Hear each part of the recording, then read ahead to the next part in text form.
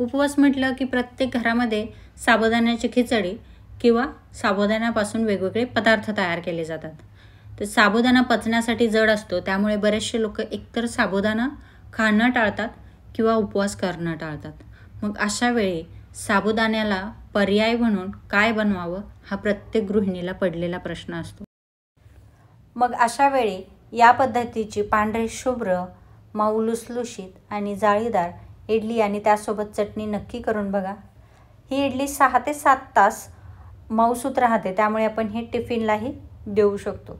तर अशी ही इडली आणि चटणी कशी बनवायची ते आजच्या रेसिपीमध्ये मी तुमच्यासोबत शेअर केलेलं आहे.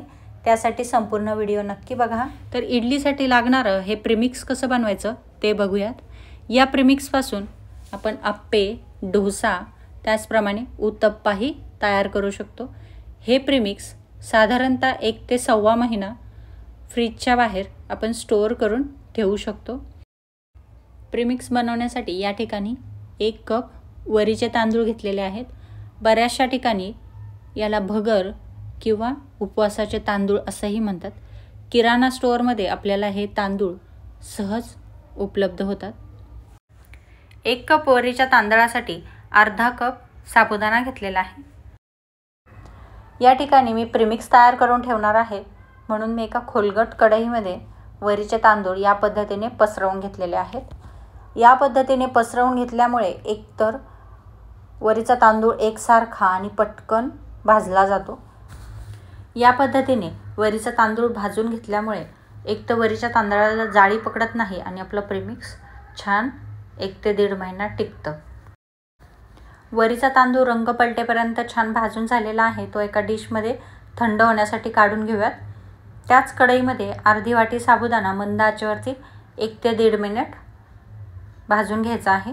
साबुदाणा भाजल्यामुळे पटकन बारीक होतो, त्यामुळे थोडासा साबुदाणा भाजून घ्यायचा आहे. तर या ठिकाणी साबुदाणा भाजून झाला की मग साबुदाणा भांड्यामध्ये काढून घ्यायचा आहे. थोडासा गरम असताना साबुदाणा 1 ते 2 वेळा फिरवून घ्यायचा आहे, कारण साबुदाणा पटकन बारीक होत नाही. मग तो जाड राहू नये यासाठी सगळ्यात अगोदर 2-3 वेळा आपण साबुदाणा फिरवून घेतला आणि मग यामध्ये वरीचे तांदूळ घालून घेतलेले आहे. वरीचे तांदूळ घातले की मग छान रवाळ असं पीठ या ठिकाणी दळून घ्यायचं आहे. रवाळ दळल्यामुळं इडली छान मऊसूत होण्यासाठी मदत होते. तयार झालेल्या या प्रीमिक्सपासून इडलीचं बॅटर तयार करून घेऊयात. बॅटर तयार करण्यासाठी या ठिकाणी घरातल्या एका वाटीने मी 1 वाटी प्रीमिक्स मोजून घेतलेला आहे. त्याच वाटीने अर्धी वाटी दही घेतलेलं आहे. चवीनुसार मीठ घालून घ्यायचं आहे आणि मिश्रण सगळं व्यवस्थित एकजीव करून घ्यायचं आहे. आता बॅटरमध्ये थोडं थोडं पाणी घालून बॅटर एकसारखं व्यवस्थित हलवून घेत मिक्स करून घ्यायचं आहे.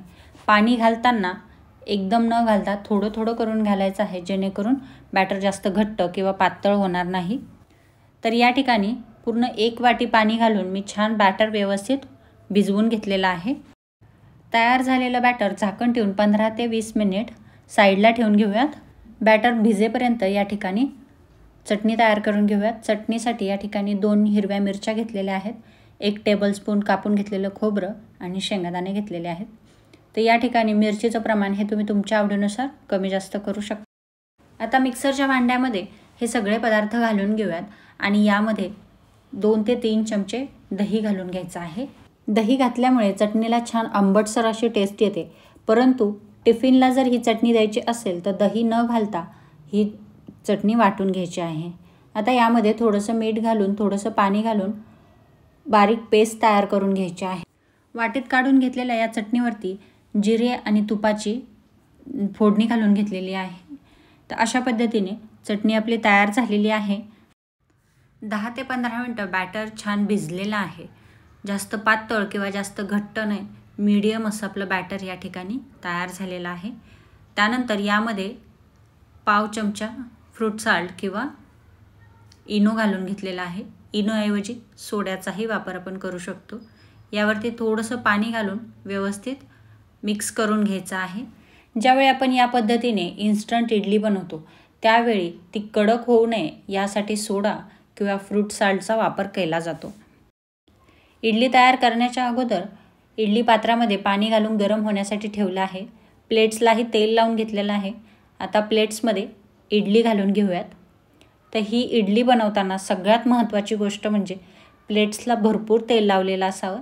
त्याचप्रमाणे इडली पात्रातलं पाणी जे आहे ते उकळलेलं असावं. यामुळं काय होतं तर इडली छान व्यवस्थित फुगण्यासाठी मदत होते आणि कडक होत नाही. तर या ठिकाणी टोटल 11 इडल्या आपल्या झालेल्या आहेत. तर आता ह्या इडली पात्रामध्ये ठेवून घेऊयात. झाकण लावून 15 ते 20 मिनिट मंद आचेवरती इडली आपल्याला शिजवून घ्यायची आहे. 15 मिनटं झालेले आहे. गॅस बंद करून घेऊयात आणि तयार झालेल्या इडली काढून घेऊयात. ह्या इडल्या एक 2 ते 3 मिनिट थोड्याशा थंड झाल्या की मग आपण या डिमोल्ड करून घेऊयात. इडली अगदी सहज प्लेटमधून निघते आहे. अजिबात खाली प्लेटला इडली चिटकलेली नाही. अगदी पांढरी शुभ्र सॉफ्ट अशी इडली या ठिकाणी आपली तयार झालेली आहे. तर या ठिकाणी तुम्ही बघू शकता अगदी जाळीदार आणि स्पॉन्जी अशी इडली तयार झाली आहे. अजिबात विश्वास न बसणारी अशी ही उपवासाची जाळीदार मऊ लुसलुशीत आणि खाण्यासाठी तितकीच टेस्टी अशी इडली आणि त्यासोबत चटणी आपली तयार झालेली आहे. तर या महाशिवरात्रीला तुम्हीही या पद्धतीने उपवासाची इडली आणि चटणी नक्की ट्राय करून बघा. रेसिपी आवडली असेल तर लाईक करा, शेअर करा, कमेंट करा. त्याचप्रमाणे चॅनलवर नवीन असाल किंवा चॅनलला सबस्क्राईब केले नसेल तर चॅनलला सबस्क्राईब करा. पुन्हा भेटूयात आपल्या नवीन रेसिपीसोबत. धन्यवाद.